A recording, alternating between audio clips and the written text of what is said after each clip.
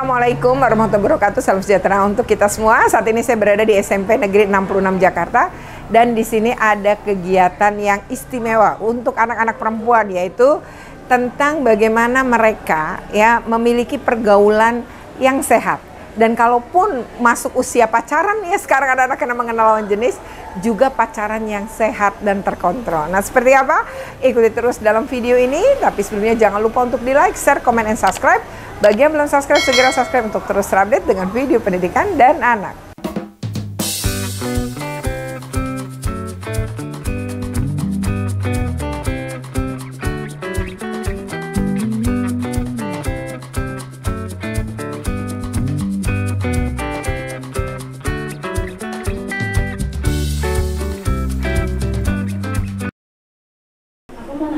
Kalau misalkan kita berenang itu kita di sana juga, karena kan di situ kita berenang gabungan antara cowok sama laki, cowok sama perempuan.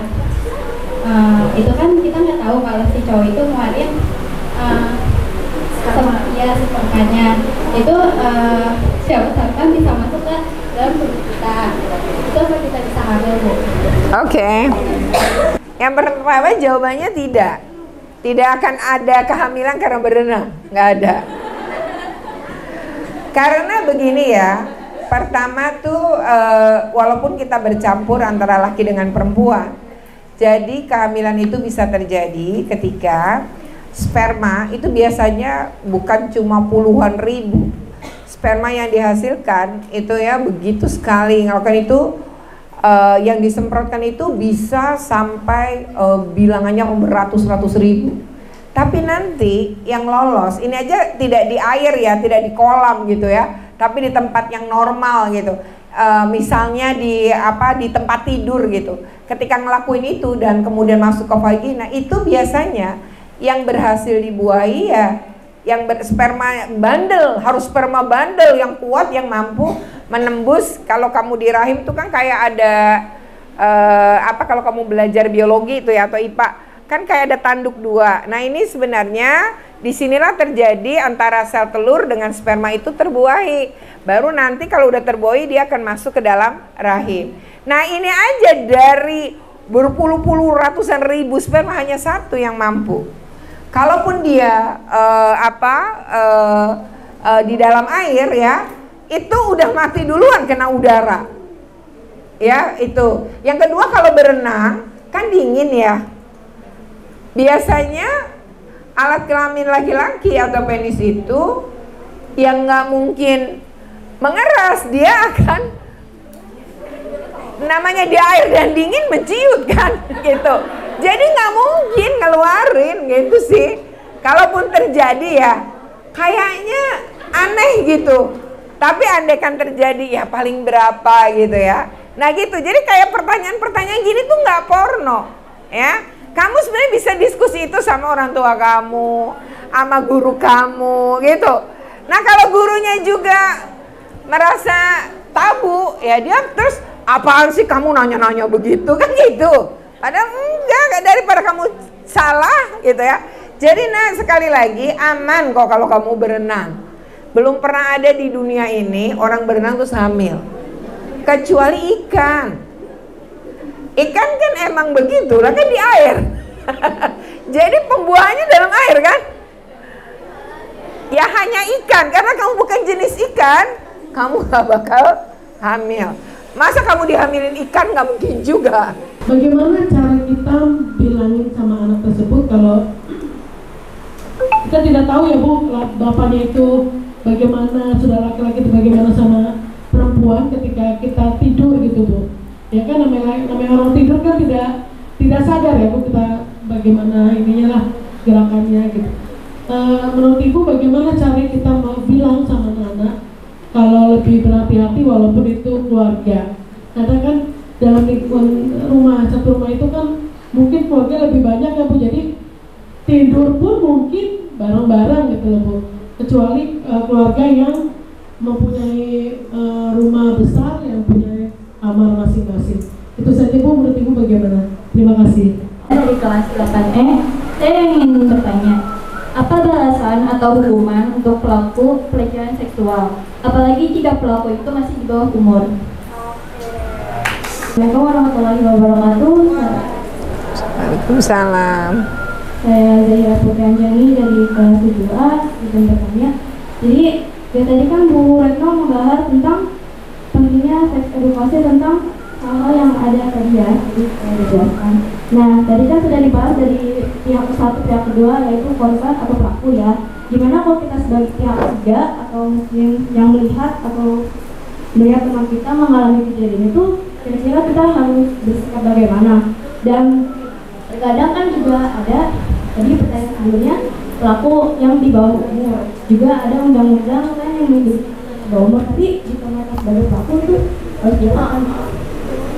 Terima kasih. Itu pertanyaan saya. Kasih namanya tadi siapa? Anjani. Gimana kalau misalkan di jalan ada cowok yang memperlihatkan kemaluannya dia di depan kita, kayak gimana Bu? Kan kita harus kayak gimana? Kan soalnya kan suka soalnya saya juga udah pernah mengalami waktu di itu di Al-Falah ada yang kayak gitu. Memang saya Nadia Yuliani dari kelas 7E ingin bertanya. Ibu tadi ngejelasin tentang harus berhati-hati mencari teman online.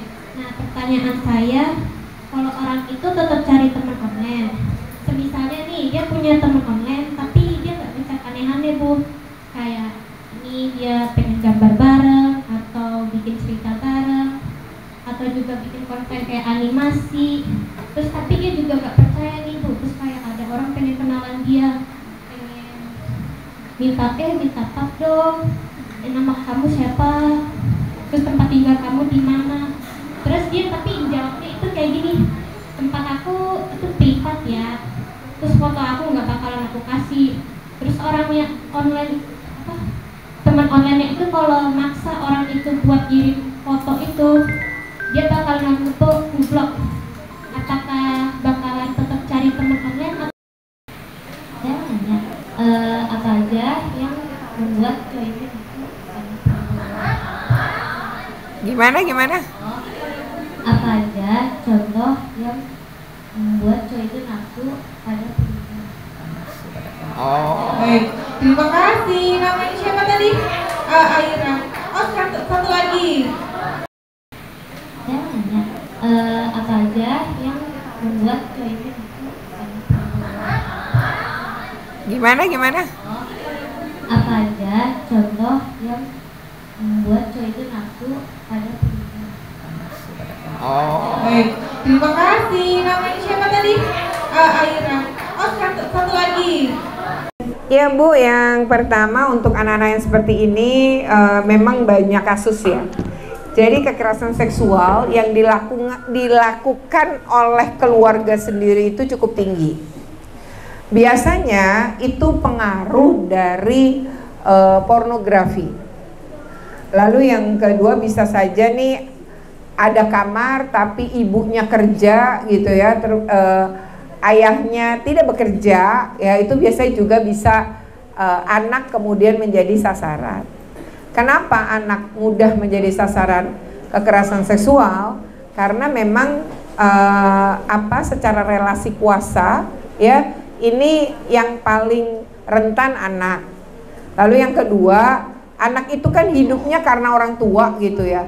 Maksudnya tuh bergantung pada si orang tua. Jadi bingung kalau mau ngelapor, apalagi jika disertai kalau kamu sampai ngadu maka tidak saya sekolahkan, atau kamu sampai ngadu ibumu saya bunuh gitu misalnya. Itu bisa saja misalnya ayah sambung gitu ya. Itu banyak kasus yang kayak gitu, aduh udah banyak banget. Dan yang tidak lapor banyak banget, yang udah lapor ditarik kembali itu juga banyak banget. Kenapa? Karena ayahnya tulang punggung keluarga. Kalau kemudian masuk penjara, nih sekeluarga nggak ada yang makan lagi gitu, nggak bisa makan. Jadi itu juga banyak kasus, betapa rumitnya. Nah, lalu tadi bagus pertanyaan Ibu adalah bagaimana kemudian anak-anak ini melindungi diri.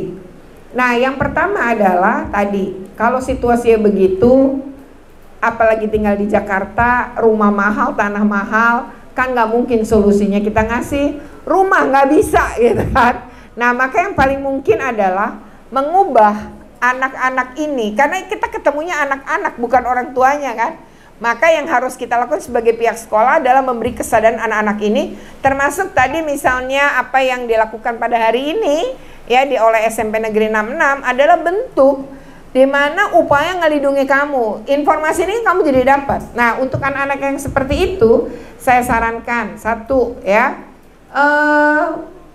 ketika mau tidur ya tadi kalau daster itu kan gampang kebuka ya.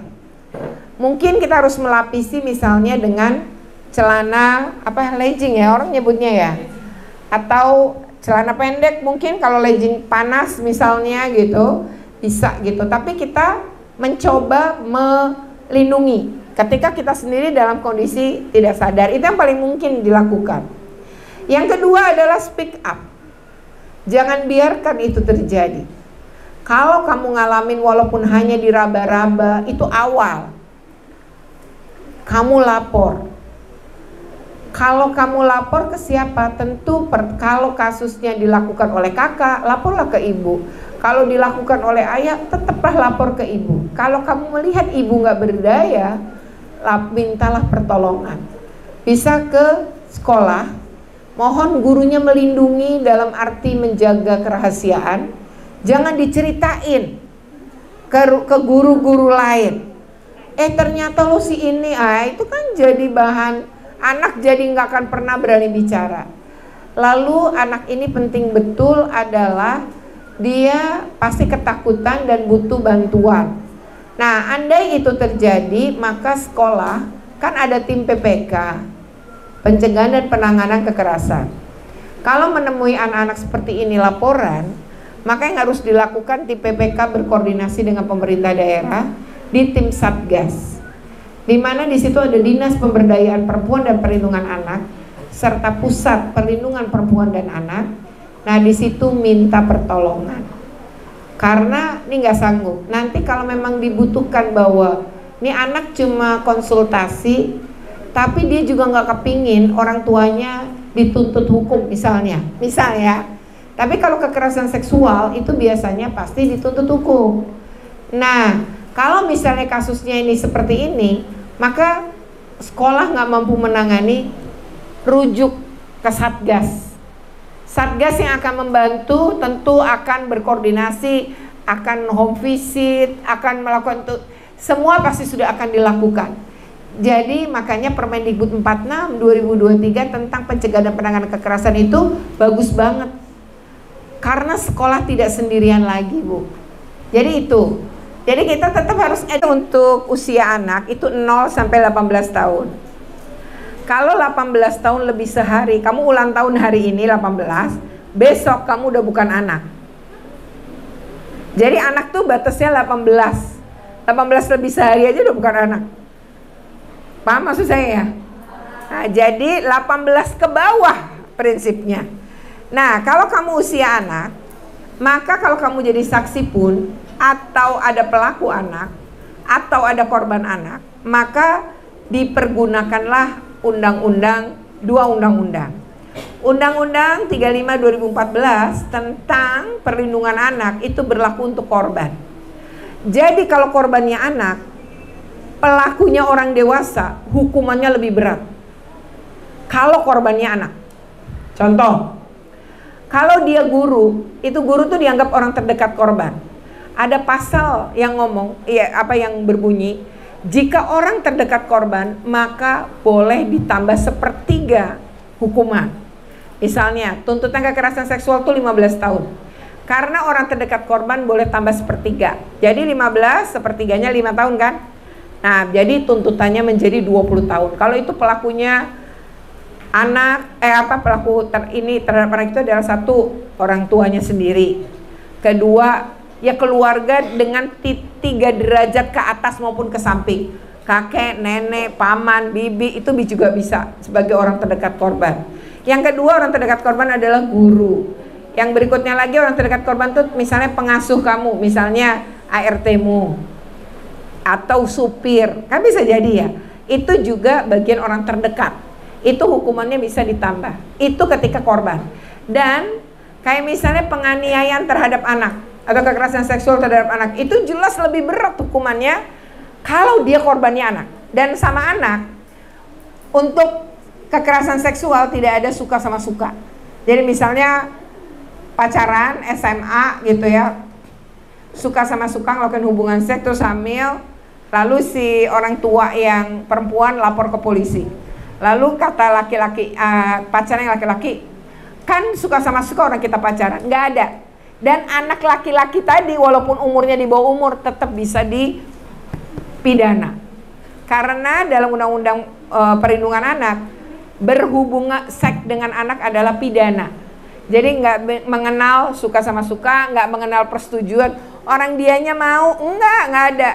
Kalau anak, persetujuan itu untuk orang dewasa. Kalau maksudnya yang korban orang dewasa. Kalau anak tidak ada. Jadi ya kamu sebagai anak itu begitu undang-undang ngelindungin, pelakunya akan bisa dihukum berat. Jadi speak up. Yang perlu adalah kamu menyiapkan diri untuk berani. Nanti kamu didampingi kok psikolog di sana. Ya, negara akan hadir dengan mendampingi para korban. Yang kedua, kalau dia sebagai saksi. Kalau saksi maupun pelaku digunakanlah Undang-Undang 11 tahun 2012 tentang Sistem Peradilan Pidana Anak atau SPPA disingkatnya. Nah, di sini diatur tentang saksi dan pelaku. Uniknya, untuk pelaku anak hukumannya lebih rendah. Jadi polisi kalau menggunakan SPPA karena dia usia anak, maka tuntutan hukuman terhadap anak 1. Anak dituntut itu separuh orang dewasa. Misal, pembunuhan berencana 20 tahun. Itu hukuman terberat di Indonesia adalah 20 tahun. Itu maksimal. Nggak ada hukuman 22 tahun, nggak ada. 21 tahun nggak ada, maksimal 20. Nah, yang ada kayak gitu di Amerika Serikat. Orang bisa dihukum 180 tahun, padahal umur orang itu nggak mungkin segitu kan. Bahkan si terdakwa saat diadili umurnya 70, dihukumnya 200 tahun. Kenapa kayak begitu? Karena mereka prinsipnya memang hukuman berat. Indonesia tidak mengenal itu. Tapi Indonesia mengenal hukuman mati dan hukuman seumur hidup. Seumur hidup tuh bukan begini. Seumur hidup tuh artinya sepanjang kamu masih hidup kamu akan dipenjara gitu. Itu yang disebut dengan hukuman seumur hidup. Nah, tapi di hukuman anak nggak ada istilah hukuman mati. Anak nggak boleh dihukum mati. Kedua, anak tidak boleh dihukum seumur hidup. Ketiga, tidak ada tuntutan seberat 20 tahun tapi separohnya yaitu 10 tahun. Ada nggak anak-anak yang dihukum karena dia divonis hukuman 10 tahun? Ada kasus pembunuhan. Penjara anak banyak dan penuh. Jadi bukan berarti usia anak nggak bisa dipenjara, bisa. Hanya hukumannya lebih ringan. Kenapa? Karena anak itu bisa salah, boleh salah dan harus diberi kesempatan memperbaiki diri.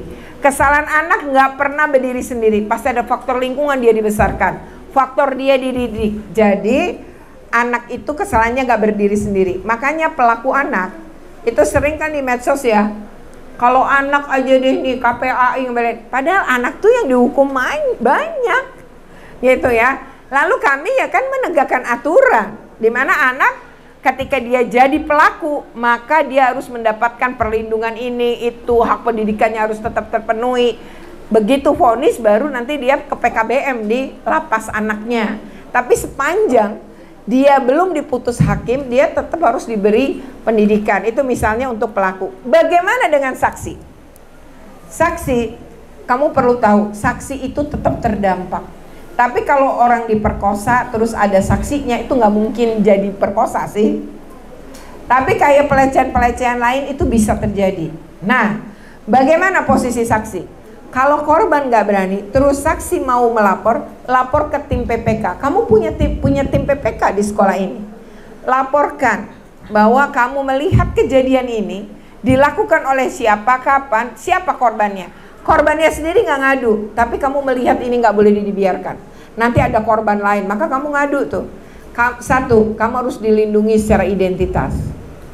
Ya, jadi ketika pelaku diperiksa, tidak boleh menyebut nama kamu, menyinggung nggak boleh.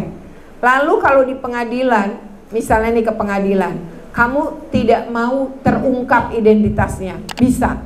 Biasanya nanti menggunakan topeng, ya. Lalu suaranya nanti di sini tuh kayak cemen tuh. Suaranya jadi seperti tidak, ini kan suara ibu begini nih. Nanti giliran kalau ibu anak misalnya terus bersaksi dan nggak kepengen, suaranya bisa dibuat oleh speakernya itu. Kamu pernah apa In the Chemens itu apa sih film Cimung itu yang suaranya kan gitu ya. Nah nanti suara kamu kayak gitu, jadi nggak jelas bahwa itu kamu. Nah itu bisa dilakukan dan kamu boleh bersaksi ya karena si terdakwa harus ada di situ. Oke ya, demikian nih anak-anak yang nanya banyak banget. Mungkin kalau nggak dibatasi pertanyaan juga akan banyak ya. Saya sebenarnya sering sih dialog sama anak-anak SMP dan kali ini saya kaget juga ya, mereka begitu antusias untuk bertanya dan menyimak ya. Nah semoga ya ini bermanfaat juga untuk sekolah-sekolah lain dan anak-anak lain. Jika bermanfaat jangan lupa untuk di like, share, komen, dan subscribe. Bagi yang belum subscribe segera subscribe untuk terus terupdate dengan video pendidikan dan anak. Oke, terima kasih. Wassalamualaikum. Oke.